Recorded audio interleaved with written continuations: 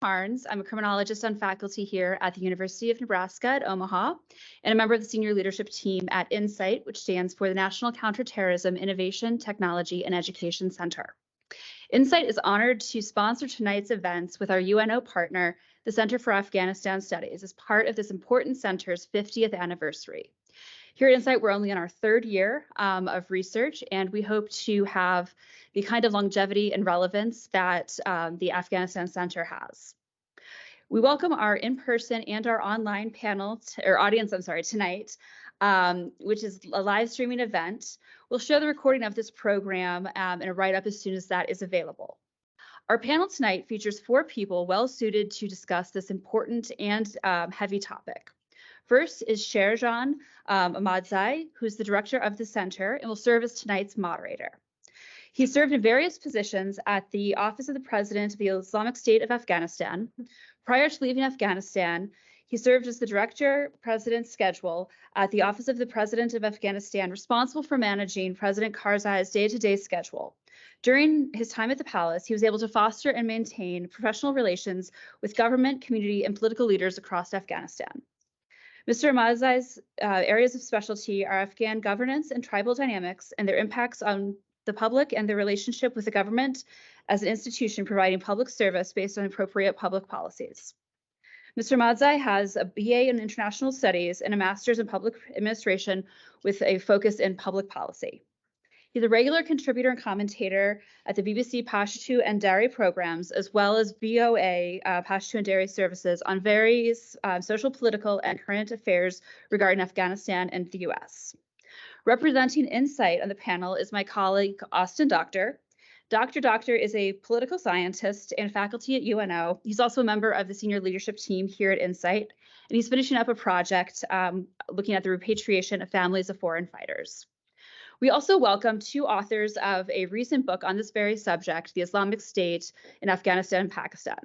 Dr. Amira Jadoon, who's an assistant professor of political science at Clemson University and a non-resident fellow at the Stimson Center. She was previously an assistant professor in the Department of Political Science and the Combating Terrorism Center at the U.S. Military Academy at West Point. And we also spent a summer together at Stats Camp, for lack of a better way of describing it, about 8 years ago, where Dr. Doctor also was. Yes, I'm saying that live and recorded, because that's kind of the nerds that we all are.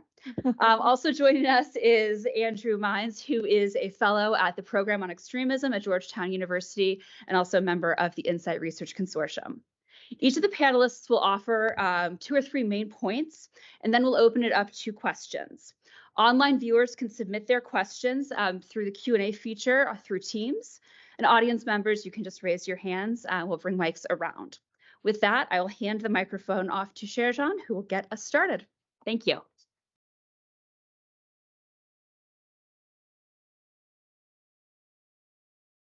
Good afternoon, almost evening, everyone. Aaron, thank you very much for the wonderful introduction and welcoming our guests today to Omaha. Such a wonderful weather today, 84. Last week it was cold. It's an honor to be part of this panel and talking about a topic that concerns all of us. The recent developments in Afghanistan and the region is urging all of us to look at what's happening there, to look at what is going on and what could impact our relationship and our concerns with the region and about the region. This distinguished panel that I have, my colleagues coming down from North Carolina, DC, and you and I from Omaha, I think is a well-suited panel to discuss this. When we say that 2 of our panelists just published a book, The Islamic State in Afghanistan and Pakistan, very relevant to the topic today. So congratulations on that achievement, both of you. Thank you very much. And I've read your papers before that. Wonderful. Amira and I were just talking about the situation in Afghanistan and Pakistan and why we were not able to travel for obvious reasons, and how it is difficult to do research on a topic that evolves every day. I, at the Center for Afghanistan Studies, I'm honored to let you know that we are celebrating our 50th anniversary this year. So 1972, and here we have 50 years of work and accomplishments And as I said yesterday, I am the third director in the history of our center, and I hope the next guy comes soon. And my predecessor was running the center for 40 years. Tom Gutierrez ran it wonderfully. I still have a long time. I hope, I'm not sure if it's going to be next 40 years, but I will start with a few things, as everyone said. My colleagues, I'll call upon you and with your remarks, a few things about the topic of Islamic State in Afghanistan, Pakistan, and then I would ask Amira Jadoon and then Andrew Mines for his remarks. At the moment, before I introduce my wonderful colleague, Dr. Austin Doctor, to present his remarks, I want to just add a few things about our center more that I just mentioned. We have been here, as I said, for 50 years, and we have got research and activities and partnerships, not just in Afghanistan, but also in the wider scope of Central Asia, South Asia. Because in our U.S. foreign policy, I think that region, despite the fact that we don't have forces on the ground, still is a relevant place for all of us. I always say, I copy the saying of what happens in Vegas stays in Vegas, but that's not true in Afghanistan. What happens in Afghanistan does not stay in Afghanistan. It trickles down, it goes over either north or south. Historically, for the last more than 200 years, everything happened there, be that Taliban in the recent history, Al-Qaeda, whatever happened, it had affected the region in many ways. And one of the example we saw in our recent history was 9/11, that is still fresh in our memories. Then comes ISIS in Iraq and in Syria. And then that expands to Central Asia, in Afghanistan in particular, in Pakistan, northwest Pakistan region. That has caused concerns to all of us. The recent development in Afghanistan has really concerned us. Recently, U.S. CENTCOM commander said that ISIS might have the capacity or capability to strike the interests of the United States within 6 months. That has really invoked thoughts and concerns among all of us, people from academia and policymakers. And how do we tackle? We just pulled our forces from Afghanistan. Do we have to go back? It's a valid question everybody is asking. Is the situation demanding that we engage or re-engage in a way? I think the Iraq experience was one of those experiences that we pulled out, but we had to go back because of ISIS. Is Afghanistan going to be the same experience? Here we have a wonderful panel. Now I would like to ask Dr. Austin Doctor for your remarks on the topic, which is of our concern and importance to the audience today, both in person and live, whoever is with us. And you can ask your questions in person, and my colleagues for the live audience, there will be my colleague reading out the question later on. Dr. Austin. Sure, John. Thank you so much. Am I coming across loud and clear? Okay. Well, good evening, everyone. Thank you so much for being here. Those of you who made it here in person, as well as those of you who are following and joining us online. Sure, John, thank you. And thank you to our team at NCITE for organizing this event, Courtney and Scott. And it's a pleasure to join my colleagues and friends for tonight's panel and discussion. I've been really looking forward to this. As Erin mentioned in her introduction, I serve as the Director of Counterterrorism Research Initiatives at NCITE. And what that means is that I get to play a role in shaping that part of our research portfolio and to lead some of the projects within it. As it relates to the Islamic State and our discussion today, I've spent a lot of time, a lot of my career up to this point, working to better understand this group in particular, the Islamic State, its central leadership, its operational profiles, its methods and practices of recruitment, and its continued expansion into new theaters, including those in sub-Saharan Africa, as well as Central Asia. NCITE is fundamentally in the business of protecting Americans from violent ideological threats. We are proudly based here at the center of the country and at the University of Nebraska at Omaha. We want to equip and provide to the counterterrorism workforce and to our local communities the knowledge, the tools, and the training that they need to address emerging threats related to terrorism and targeted violence. And I think it's that spirit that that brings us together tonight. NCITE is continuing to investigate and to assess the activity of the global Salafi jihadist enterprises more broadly, because that threat remains, in our assessment, very real. While the global and domestic terrorism ecosystem continues to expand to include a wider range of diverse ideological, I'd say, actors or clusters, I think it's important to remember that transnational jihadism has not actually exited or left the scene. And so for many communities worldwide, violent jihadism remains the primary perpetrator or source of at least ideologically motivated instability, death, and destruction. And so it's groups extending from that. We've seen assessments recently from U.S. government officials and others that groups like the Islamic State retain the ability to direct and inspire attacks on the U.S. homeland and on communities here. And so it's in response to that challenge, to that identified problem set, that NCITE has engaged this issue and incorporated projects within our broader portfolio to address this question of the Islamic State, both in Iraq and Syria, as well as in places, primary theaters like Afghanistan and Pakistan. This was already mentioned. We're doing work to identify and promote best practices for the repatriation and reintegration of spouses and children associated with foreign terrorist fighters, those who are currently detained more en masse, right, in northeastern Syria. In support of that work, we've conducted research and field work on the ground in Iraq, in the Middle East, in the Netherlands, and actually here in Nebraska in partnership and based on and as a result of the support of our own Juvenile Justice Institute. Andrew was and has been a huge part of that effort in leading that line of work as a partner in that project and the reports that have come from that.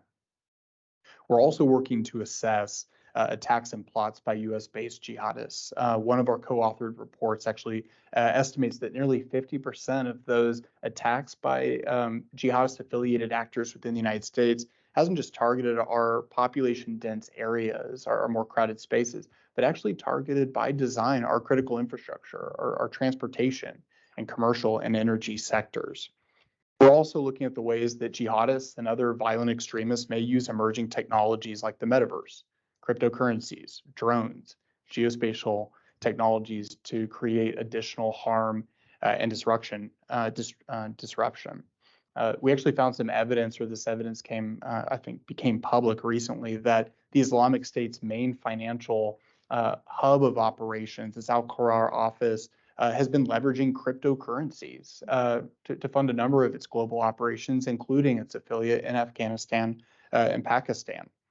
And so, I think like everybody here, I'm here to learn. But before I hand the mic over to my esteemed colleagues, I do want to take just a few moments to provide some brief context and a foundation for our discussion tonight by giving a very top-line elevator pitch style overview of the Islamic State more broadly as a global enterprise and where we find it today. So in support of that goal, 2 quick points. One is to discuss the current status or position of the Islamic State's central leadership and the group's activities in its historical base of operations in Iraq and Syria. And then second is to extend from that to think about what this may mean for affiliate groups acting outside of Iraq and Syria, obviously with a pointed focus on what this means for the Afghanistan and Pakistan region. And so to start, what is the status of the Islamic State central leadership and its strategic position within Iraq and Syria? I think it's fair to say that the ISIS that dominated our headlines for years between 2013, 2019 is not the ISIS that we confront today. And because of that, I think that it's important that we begin by trying to avoid that sort of fixating on the Islamic State the way we saw it during that caliphate era, but engage the Islamic State as we find it today on its current trajectory in the present and actually looking forward into the near future. And that requires asking a specific set of questions, thinking about, well, what are those threats that Islamic State operatives may pose to the U.S. homeland or their areas of operation over the next few years? What are the global regions, countries, and areas that may offer reliable safe haven and then opportunities for growth and expansion? What are the new tools and tactics that they may have in the near future at their disposal, again, to create further harm, disruption, and destruction?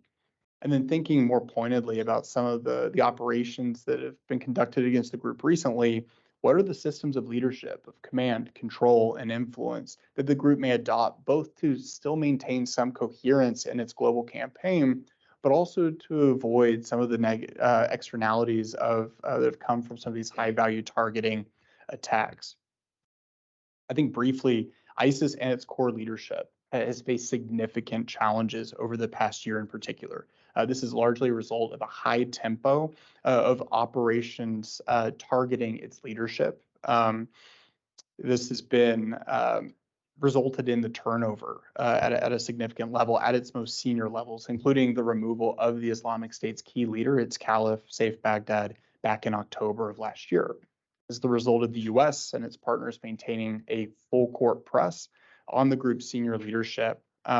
And some of the most active cells in the region. I saw CENTCOM recently came out with some numbers saying that there were 40 reported operations by themselves and supporting coalition forces in Iraq and Syria just last month.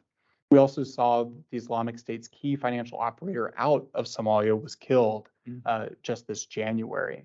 So the group has taken, the Islamic State, its central leadership, its global network, have taken significant hits over the past year. And I think partly as a result, we've seen some evidence emerging that the group may be losing some steam in Iraq in particular, and particularly since the end of the year. We've seen a continued trend of lowered attack, at least numbers, in terms of the number of operations conducted by the group. There hasn't been a major uptick in activity. Typically, the group in Iraq launches an offensive corresponding with Ramadan, a major military offensive. We haven't seen evidence of that yet. But on the flip side, and to sort of temper that assessment, according to data from the Counter-Extremism Project, March 2023, last month, revealed the most confirmed ISIS attacks in Syria since September 2021. This includes this relatively sophisticated use of IEDs against both hard or security and soft or civilian targets. And so if we look at this lump sum together, I would assess that ISIS is still active and lethal in Iraq and Syria, but we should expect it to maintain almost exclusively that more guerrilla, what I call a guerrilla posture. It is not, at this time, putting concentrated effort towards recapturing and holding territory in the same way that we saw prior to 2019. And so overall, I think the prospects of a credible, full-fledged resurgence probably remain relatively low. But at the same time, I don't think, and with equal emphasis, that this possibility shouldn't be ignored. This is a group with a high level of organizational history that would allow it to be on hand and on standby to quickly capitalize on any untended power vacuum. And so this would require continued pressure from the United States and its partners, its coalition partners, to be critical, to keep this group on its heels in its main operational theater.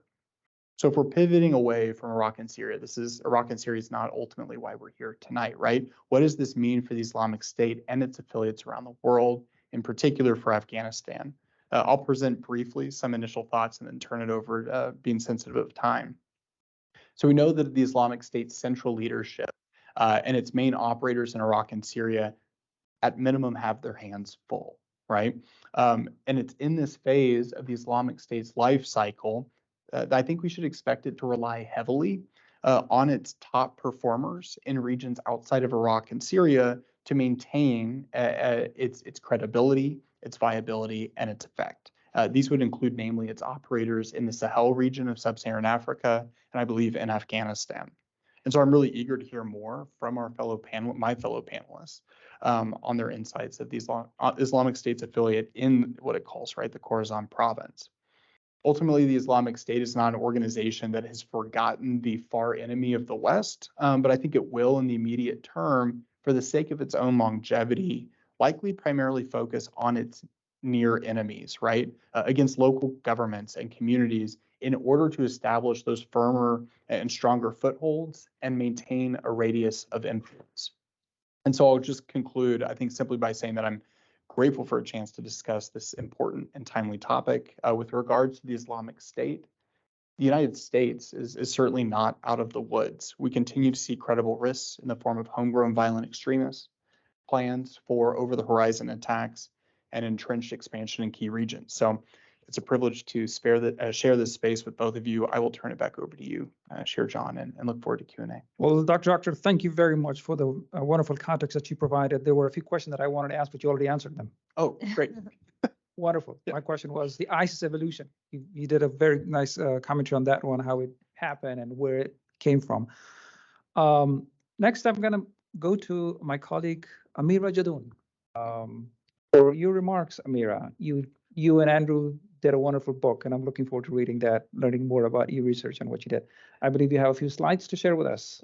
Yes, Floor is yours. but the clicker does not seem to be working.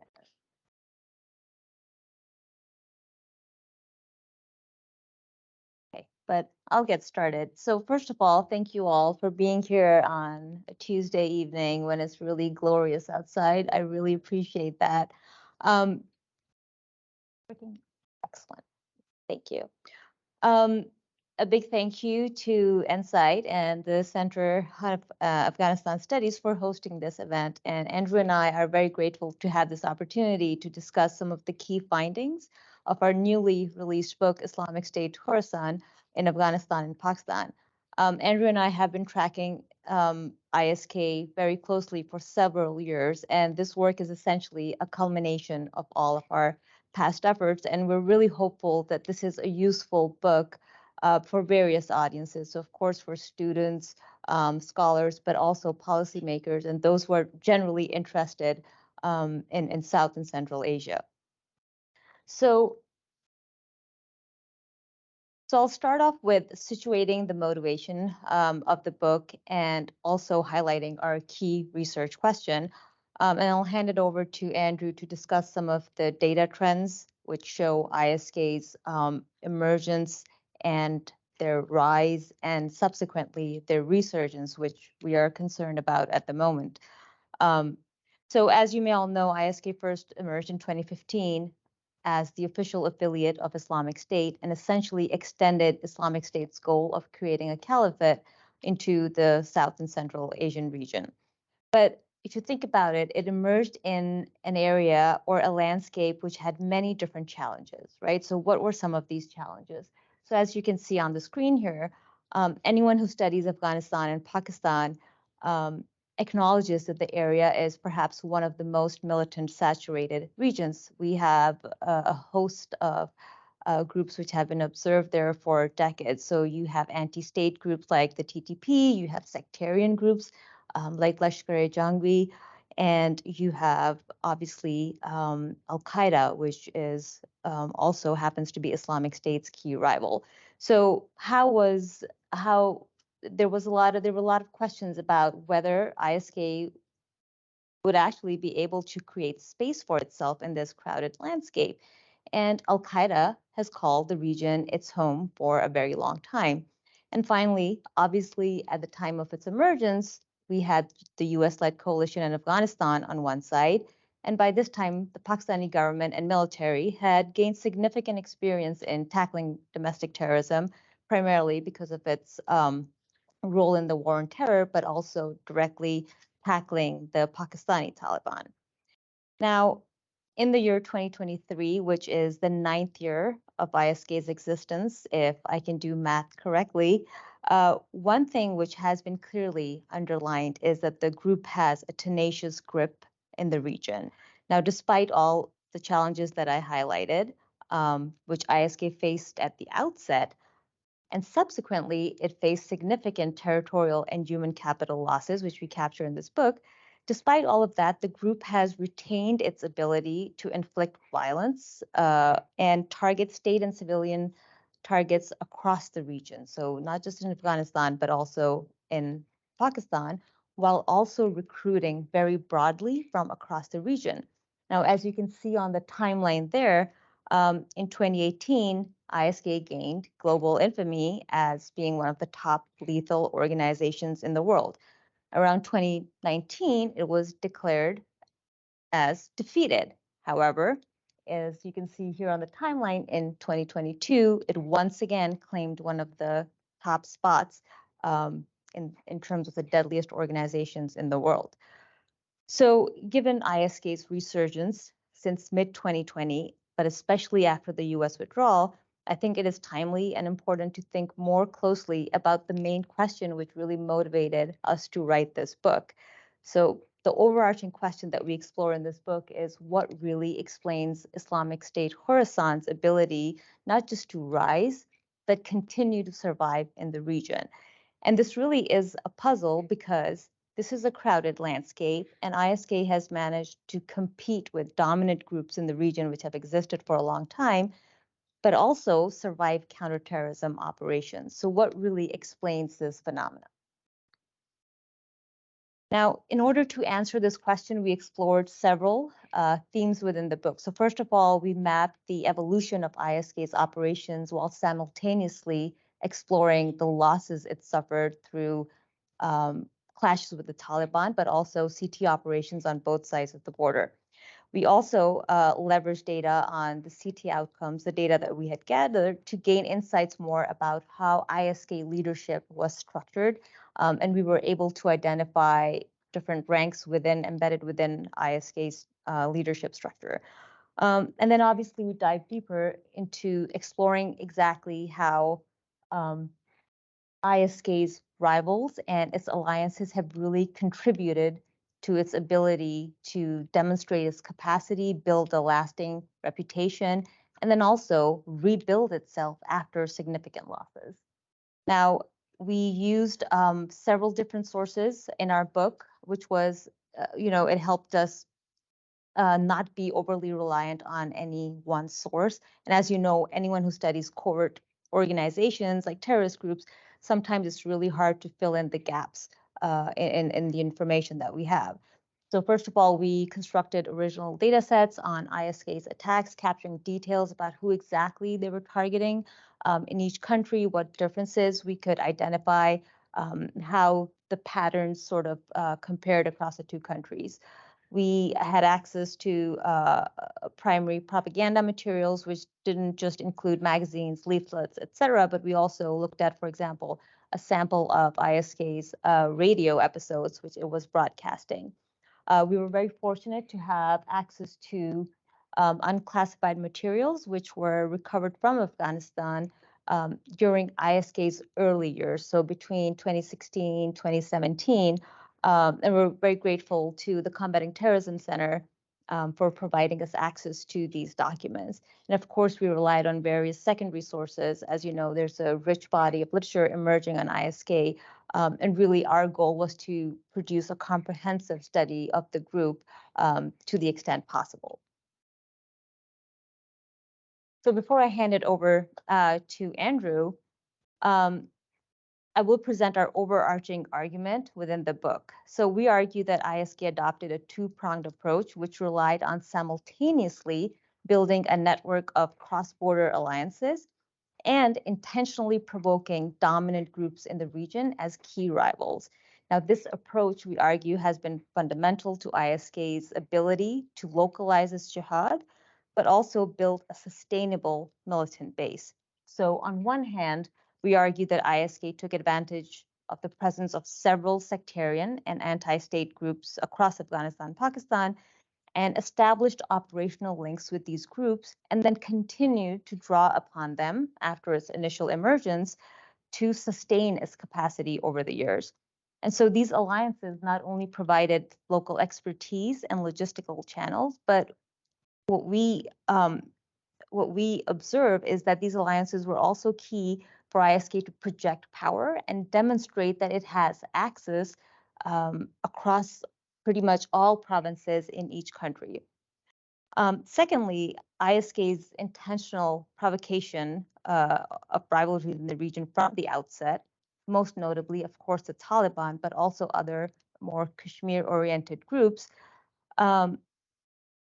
really helped it differentiate its own brand in a very crowded market. And in other works, we sort of allude to this in the book, but we did examine what factors determined whether ISK was more likely to align with a group or view it as a rival, and we can talk more about this in the Q&A. But by presenting itself and positioning itself as the main alternative jihadist organization, as opposed to being an ally of the Taliban, it really enabled ISK to poach militants who were either opportunistic or they were disgruntled, as well as entire militant factions which were dissenting from their core leaders. So overall, ISK's strategic selection of alliances and rivalries with local groups has really been central to its ability to rise, overcome its losses, and then resurge in 2021 and beyond. And Andrew will discuss some of the data trends and also consider some of the future considerations when we think about 2023 and beyond. Thank you, Amira. And thank you, I just want to echo you, and thank you, John, Bob, Austin, the NCITE folks, and Center for Afghanistan Studies for hosting us here. This is exciting. The book just released today, so it is out. It's a lot of years of work there. Amira was working on ISK well before she met me. I actually met Amira in 2018. Combating Terrorism Center at West Point. The very month I joined, actually, someone about my age from the center of this country decided that ISK was departed from airport, was caught there. Okay, actually, the month I was joining you guys. I think that's quite telling. Before I jump into the data, I just wanted to through just a few of those key narratives.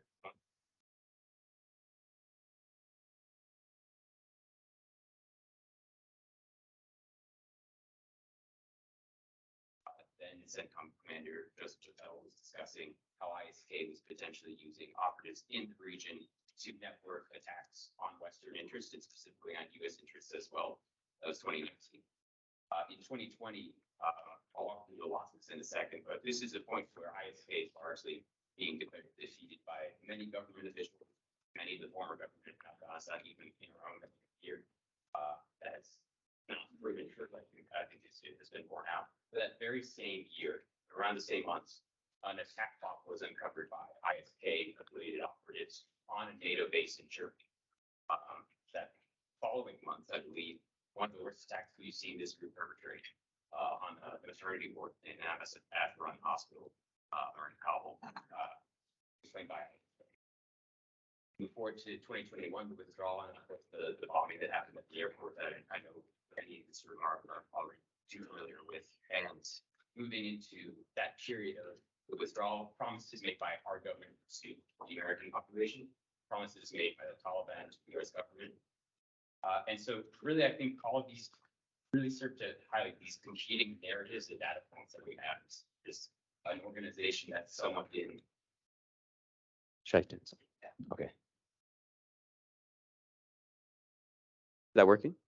There we go. All right. Do you hear me? Fine. All right. So I think what I've certainly seen, and we've discussed this often, is these competing narratives that have emerged around ISK from different viewpoints.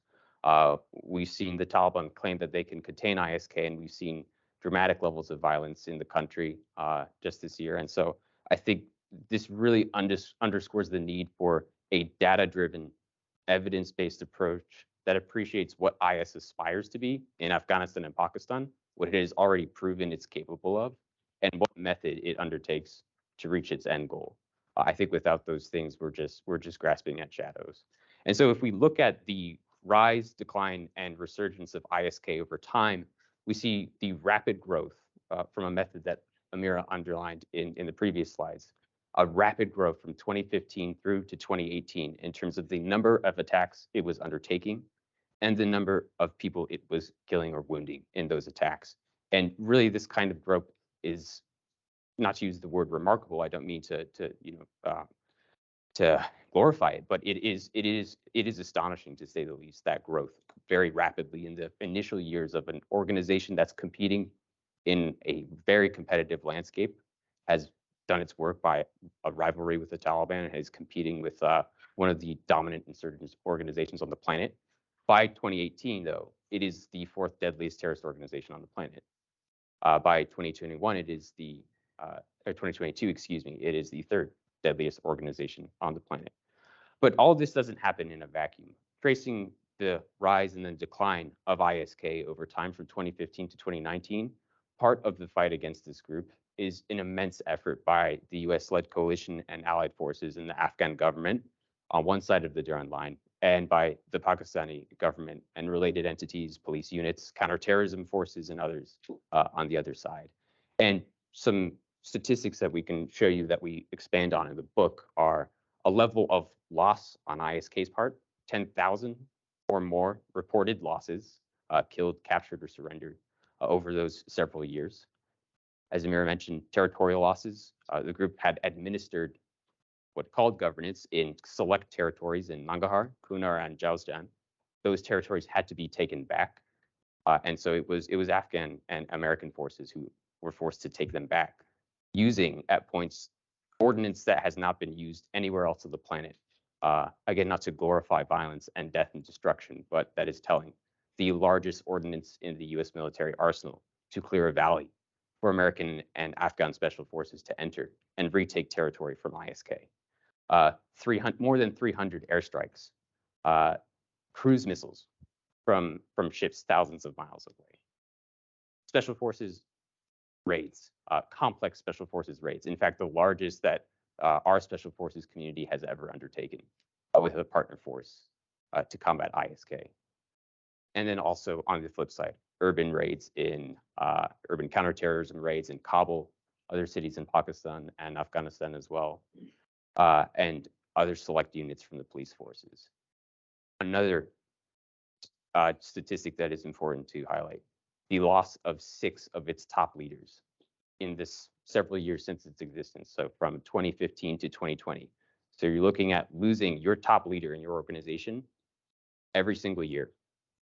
Despite that, the growth and then decline, but resurgence of ISK as an organization. That is a rate of turnover that's rare to see in any organization, and in terrorist organizations, it's also rare to see.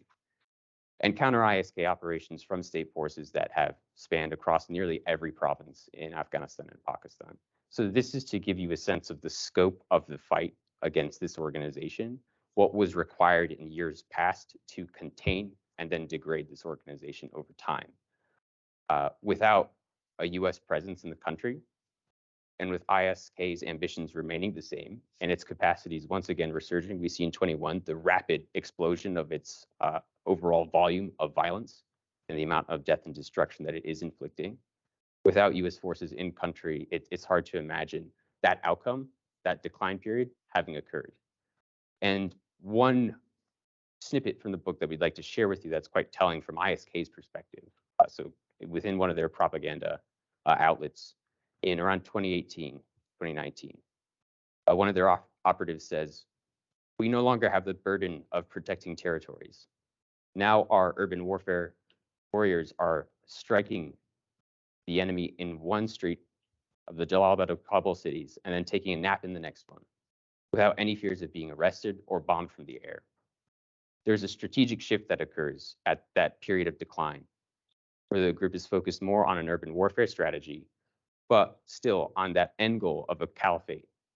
And at one point, having generated enough capacity to achieve that down the road. And so this is really just to show you what has happened over the last several years since ISK emerged. Certainly the Kabul airport bombing was a flashpoint that not many could ignore. But this is an organization that has required the attention of many actors in years prior and cannot be ignored. And so to just finish these brief opening slides for you, we wanted to provide some future considerations, and we of course wanted to start with regional considerations. Right now, ISK is engaged in multiple campaigns, operational campaigns across Afghanistan and partially in Pakistan, but mostly in Afghanistan, focused on what its own insurgency doctrine identifies as a period of destabilization that needs to occur before we move into a period of consolidation and then rule, statehood, caliphate. This period of destabilization that we're in right now is most prominently defined by attacks on Taliban security officials, checkpoints, convoys, infrastructure, targeting critical infrastructure in Afghanistan, electricity pylons, oil tankers, and others. Attacks on international targets, humanitarian workers, That has been a prominent feature in its recent propaganda, to be sure. Attacks on diplomatic missions, Chinese and Russian embassies, forcing them to reconsider their evaluation that Afghanistan was a safe place to continue doing business with the Taliban, among others, cross-border attacks with regional states. And there are several other campaigns, of course, can't ignore the campaign against the Hazaras and the Shia communities in Afghanistan that has consistently been the most targeted community by ISK. They have suffered some of the worst damage imaginable, and that continues too. That does continue. ISK's goal of becoming a regional hub. Again, this is a more recent development over the last year, 2 years, but a rapid expansion of their propaganda capabilities into new languages that they hadn't touched before. So prior, English, Urdu, and Pashto, to Arabic, and then Hindi, Malayalam, Tajik, Uzbek, Russian, and Farsi, and others. The volume of propaganda being put out and advertising fighters from many different nationalities who either share ethnic ties to those countries or have a fight against regional countries. And so Uyghurs, Uzbeks, Indians in different attacks the group is undertaking to showcase its desire to be that regional hub. And then finally, switching over just to a global perspective, considerations, and I hope we can talk about these more in the question and answer, but just considerations for over the horizon, what that's actually able to achieve. It was one of the reasons why we showed you those losses, because there's a significant shift that occurs in the posture of US government and what it is able to achieve, what over the horizon is designed to achieve versus what it just simply cannot. And what it simply cannot do is take back villages from an insurgent organization. External attacks, that's obviously featured a lot in recent news. I think we have plenty of data. I pointed to some of those earlier stories that emerged of ISK external attack plotting. A lot of that has been focused on Europe. Some of it focused on the American homeland. This is certainly something that remains of interest to the Islamic State. As a broader movement, ISK has frequently partnered with IS Central in Iraq and Syria to be one of those nodes for conducting external operations. And I think we see that likely to continue into the future. The Islamic State Central, so in Iraq and Syria, has invested heavily in ISK since its formation.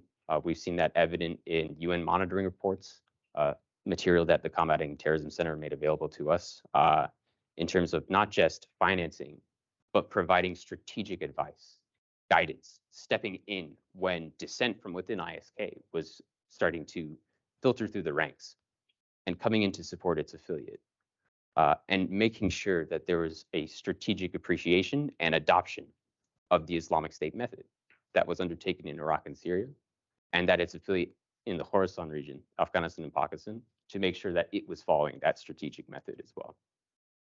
So that is really the proven model of success from the Islamic State's perspective. And we just wanted to, I think, in the closing chapters of the book, really impress that on the reader, and hope we can impress that upon you tonight, is that the ambitions and the method of this organization are that of its quote unquote parent company in Iraq and Syria, and that it continues today. So I'll turn it back over to you, Jadoon. Thank you. Well, thank you very much. A very interesting look into the potential bad things that could happen because of ISIS and its affiliates and how it's going to grow. I have a few questions for each of you, actually. I'm going to start with Austin. From our home audience within the United States. In the past, that we have seen many of young Americans were inspired, and Europeans were inspired either to join ISIS or copy some of their tactics by targeting some targets here within the United States. How do you see this reemergence of ISIS-K with the support of ISIS-C coming from the Khorasan region? What kind of message does that give our youth in this country, and how we can address that, or is there any potential for that happening? Sure, I think that's an incredibly important question. I think the short answer is that should be a point of focus for us, is paying attention and being vigilant for those types of trends, whether it be inspiration of attacks conducted by persons radicalized living in the United States to conduct attacks here, or to travel, right, to support the Islamic State's operations in Afghanistan and Pakistan. I think it's unlikely that ISK will attract or be successful in recruiting the same number of foreign terrorist fighters to its operations as we saw in Iraq and Syria from Western nations. I think it's more likely to be successful amongst regional neighbors with a smaller scale of travel from Western spaces. But that doesn't mean that this isn't a threat. It doesn't mean that this wouldn't be both of operational and propaganda value to the organization if it's able to show supportive recruits from Western-based countries and locations. And the same is true of attacks that might be conducted by those who are radicalized within the United States or within Europe, who are inspired by the rise, resilience, and even success of ISK in Afghanistan and Pakistan, who choose to then conduct ideologically motivated attacks in their own home countries. I think both are significant points of concerns and things that should be a point of focus. Going a little bit to the back on that one, the comeback of Taliban have really emboldened a lot of groups around the world. Hamas congratulated Taliban over their victories. The Syrian groups were happy. Al-Qaeda issued a statement. We congratulate our Muslim brothers who toppled the Americans in Afghanistan. Follow-up to that question is, either of you could answer this question to me. I had a discussion a few months ago with a senior official from Uzbekistan in Washington, D.C. And the question I was asked, was enveloped in this conspiracy theory U.S. is making Central Asia unstable. Is the United States making northern Waziristan for Central Asia? Because of the reemergence of ISIS and 3 attacks from Afghanistan that hit Tirmiz city, where do you think that trend is going? Are they concerned for valid reasons, or just it's something blown out of proportions? Amira? Yes. So I think when we think about ISK's ability to conduct external attacks, I think we have to think about the broader context and also the historical evolution of ISK and whether it makes sense from their perspective to go beyond the immediate region. So I think we have had, since the Taliban's takeover, this is absolutely true. It has emboldened a lot of groups because they view as the Taliban having defeated a superpower.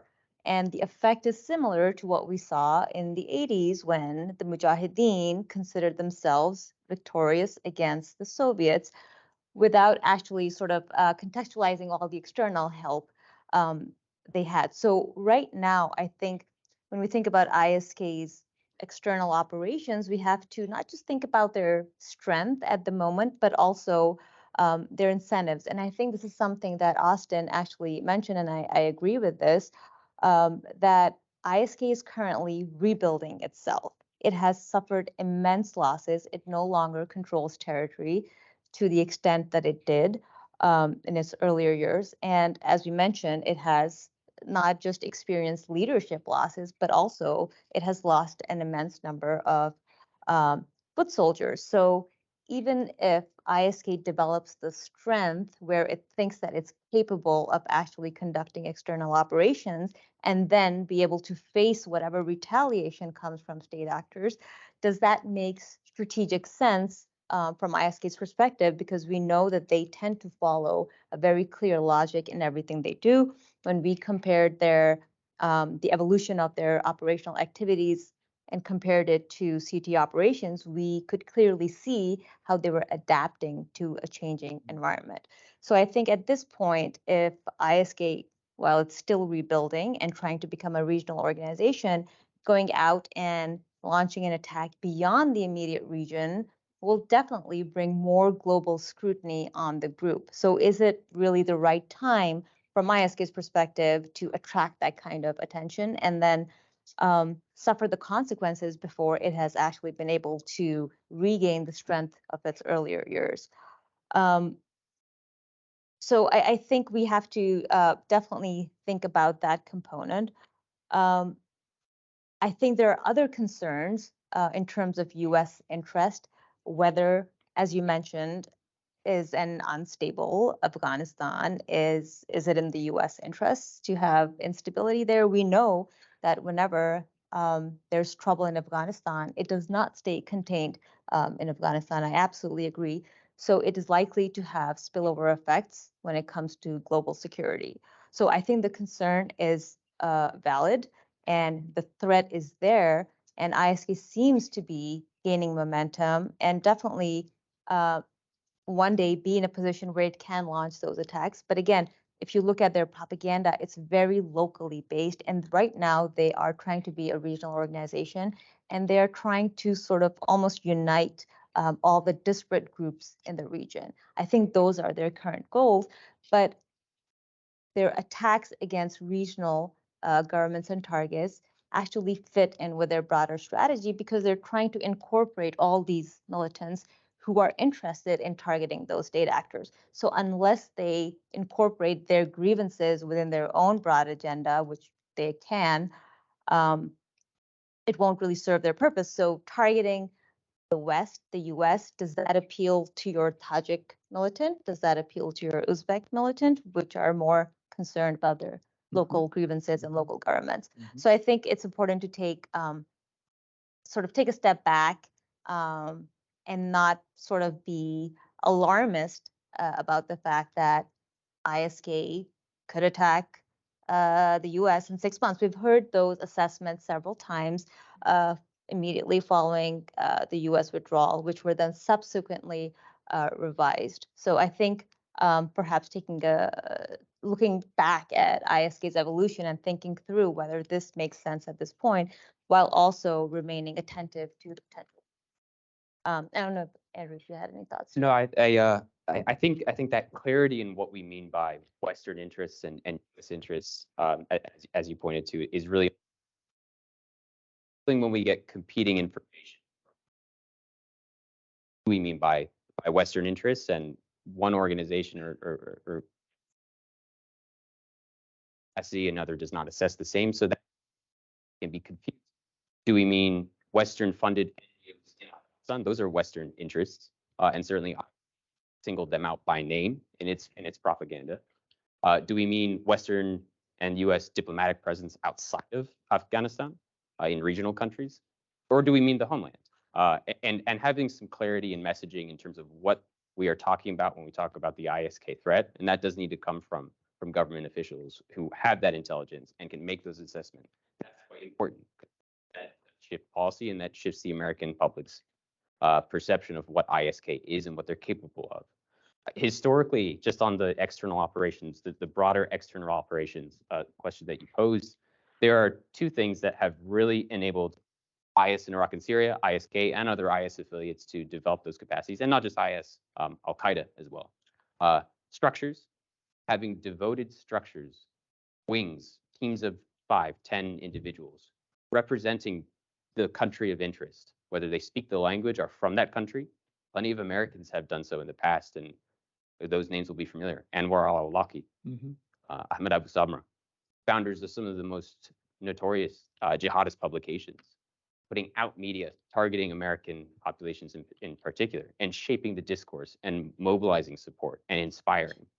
So people and structures, the combination of those two things in Iraq and Syria. Some might know this, but I'm not sure most would know this.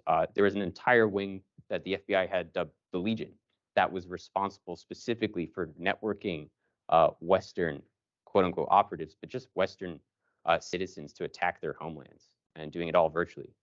There was not a large team, it was a team of about 12 or so, I believe, but that was their sole focus within the organization. They had to be removed by surgical strikes at the end, but that was an entire wing devoted specifically towards external operations. So that combination of structures and individuals who inspire and are charismatic in those organizations is really key. Short of that, attacks don't just appear out of nowhere. in terms of more than a manageable number of those that are inspired. So I think that is a key thing to keep an eye on going forward. Is if signs of those structures and those individuals start to appear in ISK propaganda in other organizations in the region, that would start to be much more alarming. I get it from your talk that ISK is not immediate threat to the United States at the moment. It's not going to attack the homeland, for example, at the moment. We are sort of hearing statements from everybody else in 6 months or this in the past, these alarmist statements. But overall, a little bit different question. The relevance, Amira, if you could elaborate on that one a little bit more. When ISK and others recruit from the region, from the districts they operate within Afghanistan or Pakistan, initially they were not considered a local organizations compared to Taliban because they didn't have any local roots. The ideology was Salafist ideology that came from Middle East towards Afghanistan, Pakistan region. Yes, there were some Salafist groups in the region before, but for them, they were struggling initially, say 10 years ago, but after the collapse of ISIS in Syria, and they were struggling to find roots in Afghanistan. How did they stay relevant? How did they manage to stay alive despite the heavy losses on the leadership and ground losses? But still they managed to recruit and have people. I know you alluded to a few disgruntled members of Taliban or extremists who were willing to join, but I'll go each one of you with a few words on that. I'll start with Amira and then Andrew and Austin. Thank you. And I think that's a very important question.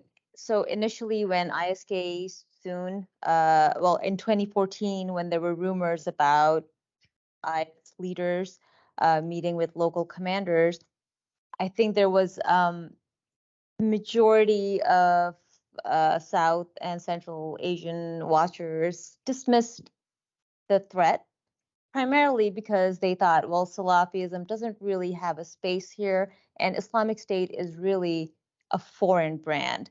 Now, if you think about some of the initial meetings and the early defectors to ISK, these were actually local commanders. So former Al-Qaeda members defected. They encouraged many of their own followers to defect due to internal leadership issues.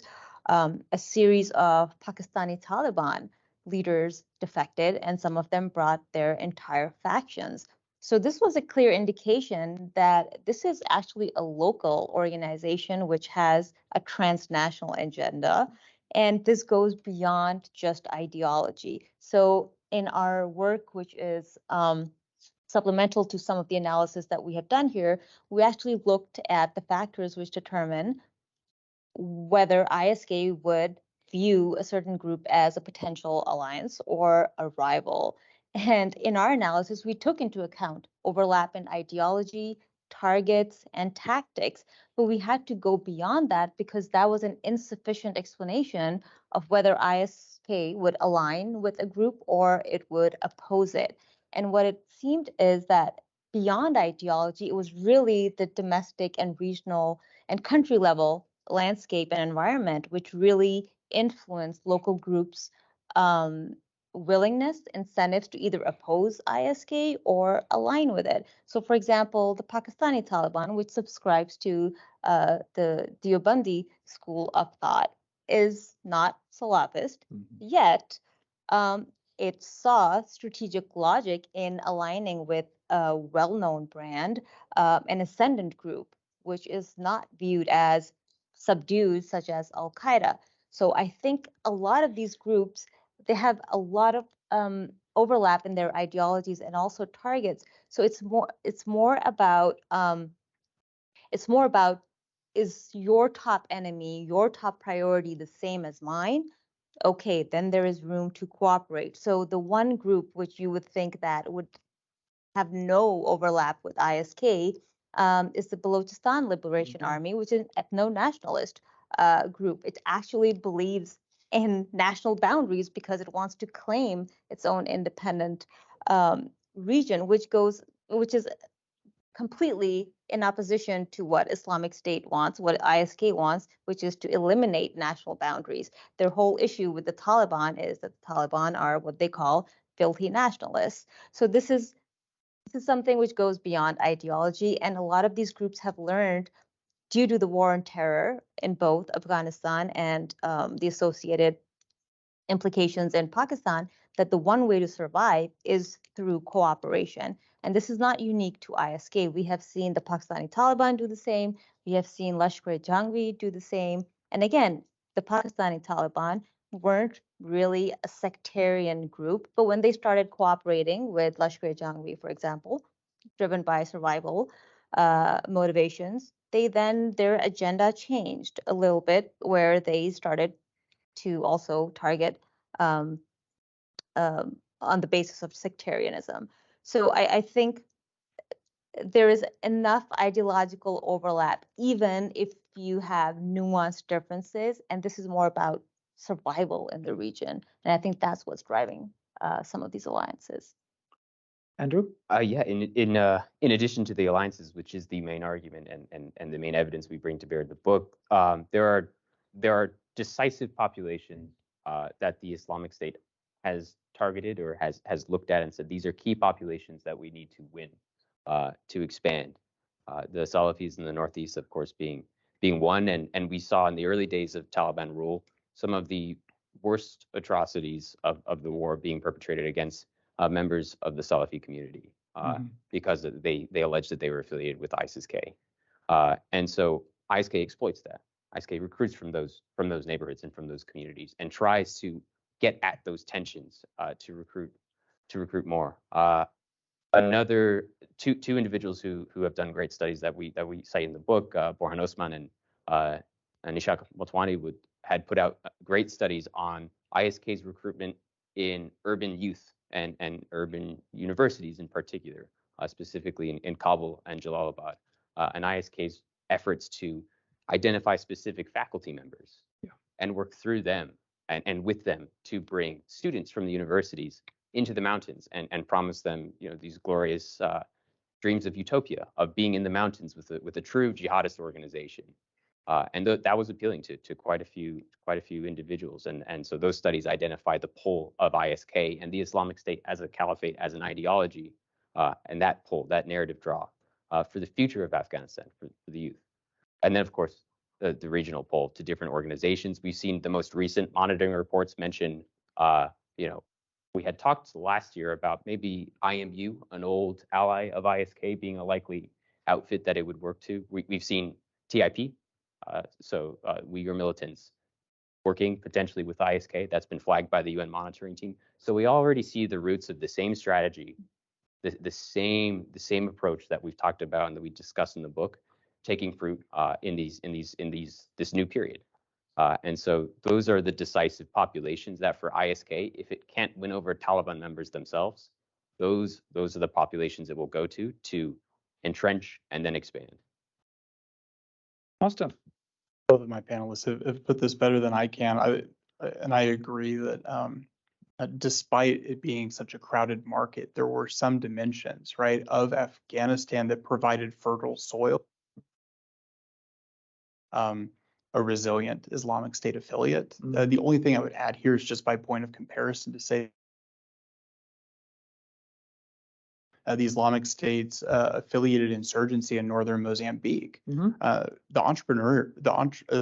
sort of initial founders of that movement were from across the border. They were from Tanzania, right? And they found similar circumstances that enabled them to establish and quickly develop a strong operation in the northern part of Mozambique, in part because there was already a radical Islamist sect active in that part of the country.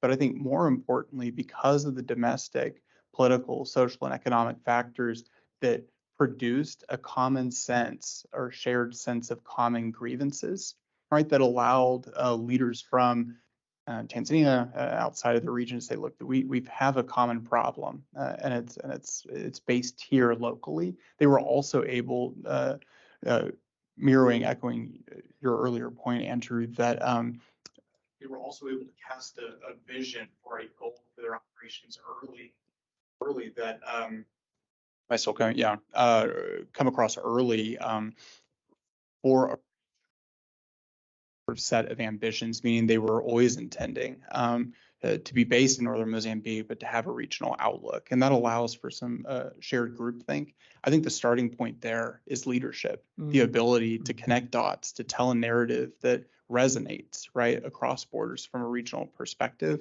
and to mobilize at a critical tipping point a suitable number of recruits to that shared mission objective. Well, I personally have a lot of questions, but I'm going to ask my colleagues here and audience here to ask their questions. I think we have online questions too. So, sir, there's a mic, please. Yeah, real quick, because I didn't hear anybody address this. Approximately how many members are we talking about, and sources of financing?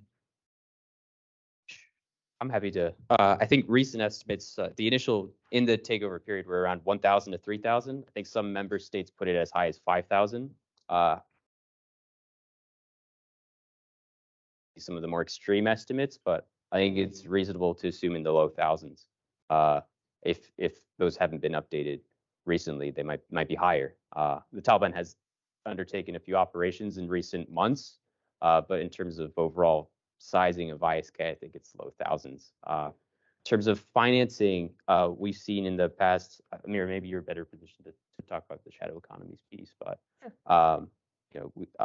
I forget it was that mentioned cryptocurrency as a method of receiving funds previously. It'll be interesting to see what happens as a result of that disruption from a financing node on a separate continent. Otherwise, we've seen recent reports of ISK affiliates dipping into the narcotics trade. Again, that's something that's been alleged before. Be interested to see if that's actually true. There are notable discrepancies between engaging in the narcotics trade and the Islamic State's fatwa against using illicit drugs. Donations. We talk about a number of networks in the book who were in Pakistan, women-run networks, the Al Zikra network, that were sending large numbers of donations to the fighters across the border in Afghanistan. So donations from regional sources are a key node. Support from IS Central. After the Kabul bombing, they sent some hundreds of thousands of dollars to ISK, whether as incentive for more violence or as reward for the attack. It's hard to say, but could be both. Certainly support from IS Central, albeit marginal. IS has moved into a position where it's very much encouraged its affiliates to finance themselves and to support themselves on local means. And then aside from that, I think there are a number of other sources, timber, talc. Yeah, I think, Andrew, you covered the vast majority of the likely sources of ISK. Just a quick note on numbers. So, of course, numbers are always estimated, and I think when it comes to covert underground organizations, these are estimates, right? And I think in the case of Afghanistan and Pakistan, it's actually, I think, becoming more and more difficult to put an exact number because a lot of these militant groups share membership. They move back and forth between militant groups. And it's actually very difficult for governments to actually identify or place where militants, which groups they're affiliated with at a given point. And our data shows that when we look at CT outcomes and some of the characteristics of the individuals who were targeted, captured, arrested, they all have prior affiliations from LEI, LET, Al-Qaeda, AQIS, the Kashmiri groups. So I always say it's perhaps better to estimate capacity based on their operational activity, the amount of propaganda they're putting out, and other observable metrics, because numbers can lead us a little bit astray. In terms of the sources of finance for ISK, I think Andrew covered the vast majority of them. I would just like to note that both Afghanistan and Pakistan have very large shadow economies, right, which facilitate and allow not just militant groups, but also criminal groups to engage in illegal commerce.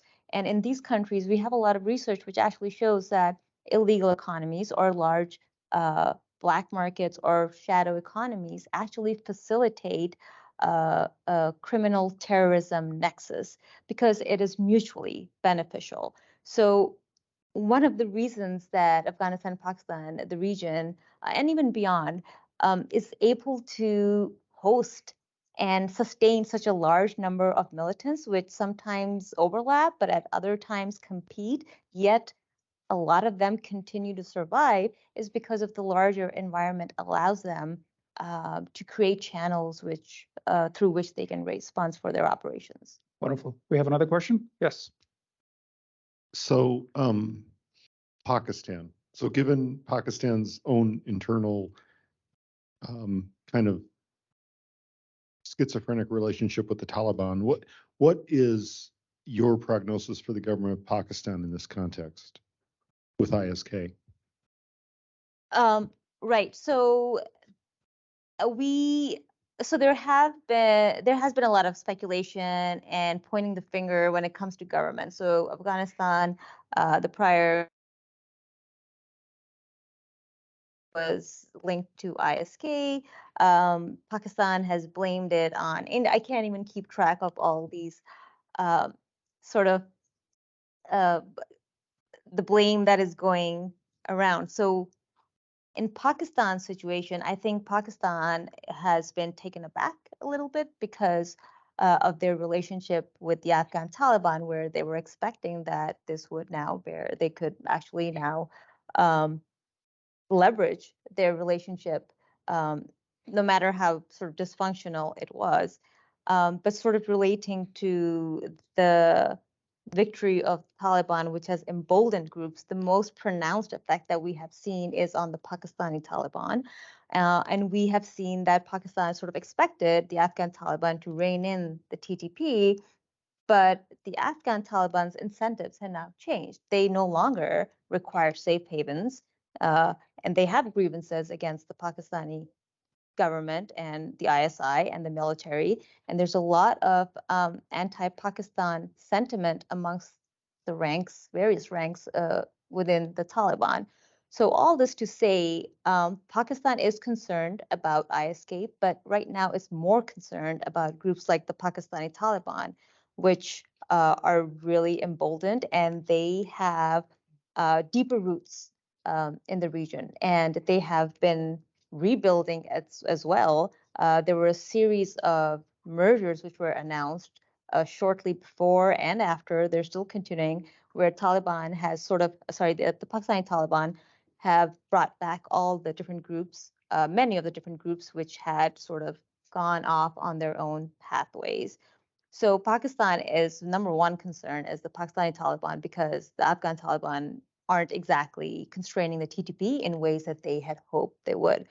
ISK, so there has been a little bit of organizational redesign when it comes to ISK. So around mid-2019, I think ISK casually, or Islamic State casually announced the creation of Islamic State Pakistan and Islamic State Hind.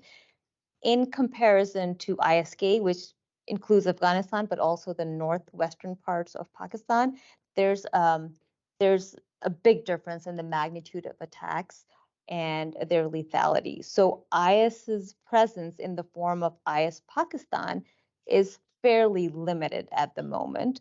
ISK, which also operates in Balochistan, the areas which border Afghanistan, there we're seeing collaboration. So it's unclear whether groups like Lashkar-e-Jhangvi are actually conducting the attacks and ISK is claiming them. That's how some of their tactical cooperation is working. So I think Pakistan has its own terrorism problem, which it needs to tackle before it even focuses on IS Pakistan.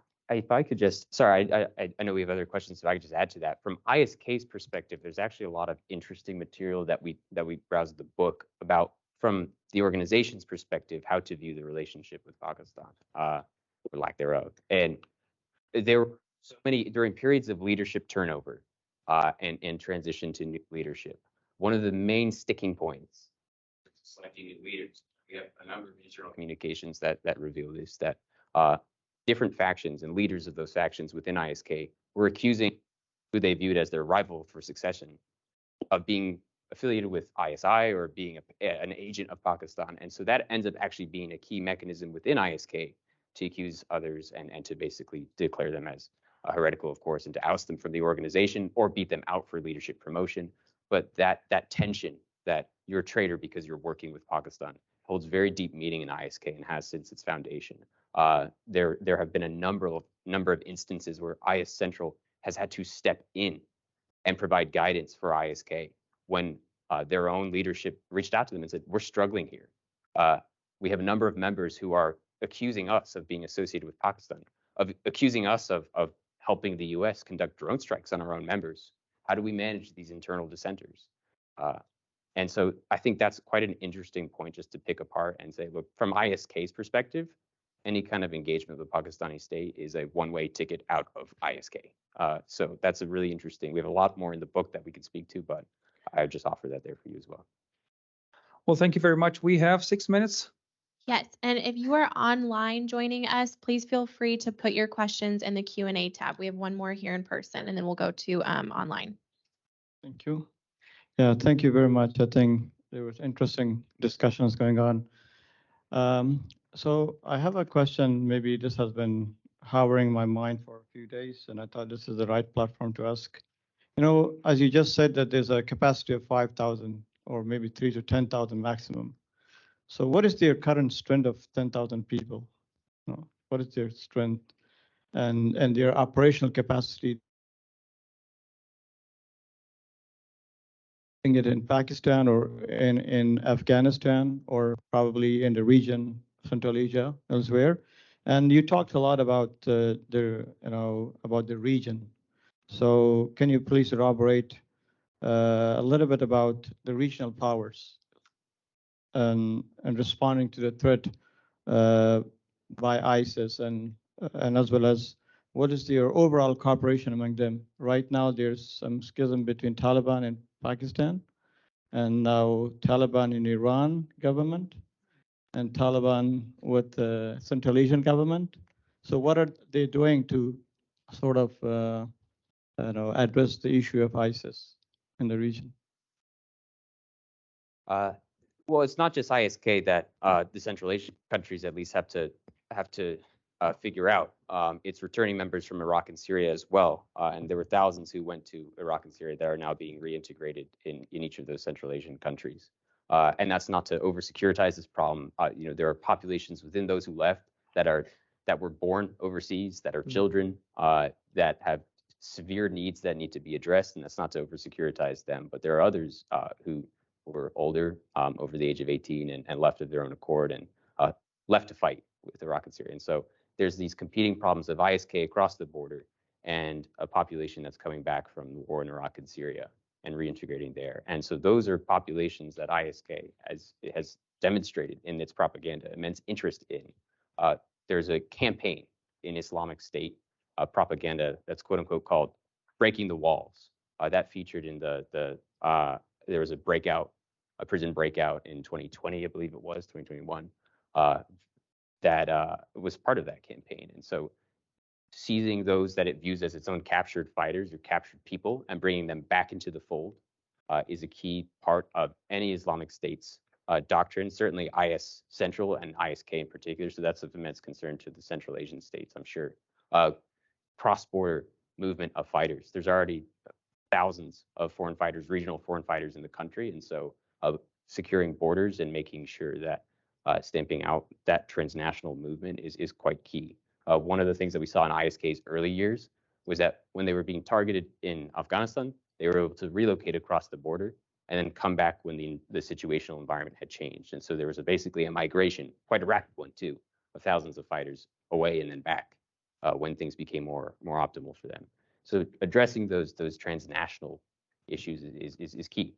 And so there's a number of mechanisms that exist, number of forums that exist to secure that. The U.S. government needs to be involved, as I believe it has been to some extent, but needs to lead because this is something of a creeping crisis. The end goal, we both said this earlier, and it remains the same. The end goal, the caliphate, and you take that vision seriously because it also has a corresponding method to achieve that objective. And so, Amira, your thoughts as well. Yeah, I guess to sort of answer your question about what is being done, I think the short answer is not enough. I think there's a lack of realization that it's really important for all the regional governments to collaborate, but also take a slightly, a longer timeline, or keep that in mind, because every time a group is targeted and its attacks are constrained, we declare it to be defeated without actually addressing the underlying factors, right? Which include rising levels of extremism amongst the population, amongst the youth.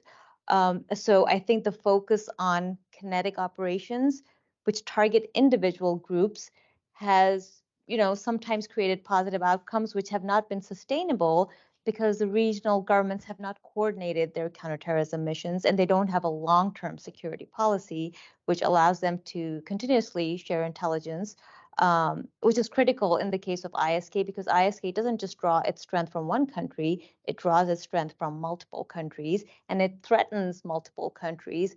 And it's recruiting from all these different countries as well, right? So without any collaboration in a meaningful way, I think you're just kind of, putting a Band-Aid on it in the short term, and then it reemerges. We have seen this in the case of so many groups. ISK is just one, but the Pakistani Taliban, the Baloch liberation movement.